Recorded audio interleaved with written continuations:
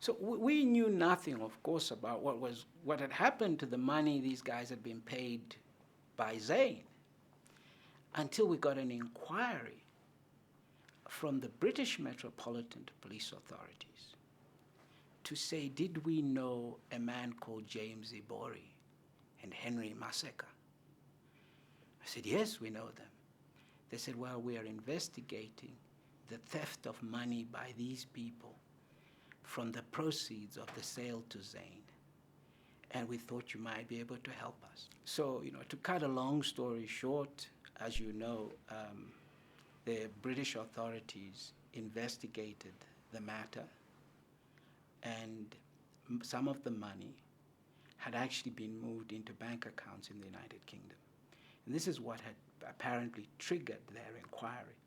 When millions of dollars started arriving from these governors into bank accounts in England, and they wanted to know what this money was for. And these guys came up with all sorts of stories, but the governor's wife, the governor of Delta State, Mr. James Ibouri, the instigator of this whole thing, his wife had received some of the money. She was arrested and jailed for 5 years because she lived in England. There was another lady there.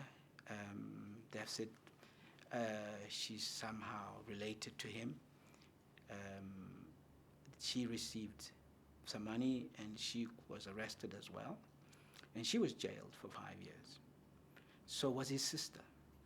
So he was very generous to his wife, his sister, and this lady. And his lawyers, based in London, they had handled the whole thing. And they, too, were arrested for money laundering. And the lead lawyer, he got 10 years. So 3 of his financial advisors all went to jail. When his term of office ended as governor, and he no longer had immunity, he fled Nigeria and went to Dubai. And he was picked up there by Interpol and extradited to the United Kingdom.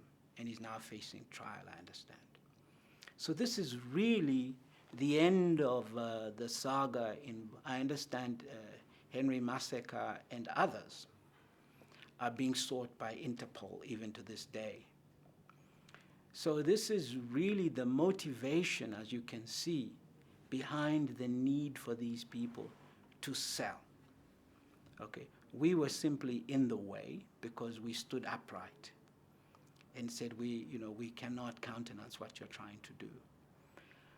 And so that closes that chapter. But meanwhile, obviously, we continue in the courts to pursue the issue of our 5% shareholding. And we continue through the tribunal process to pursue what we believed is a breach of our right of preemption over the way the 65% was sold.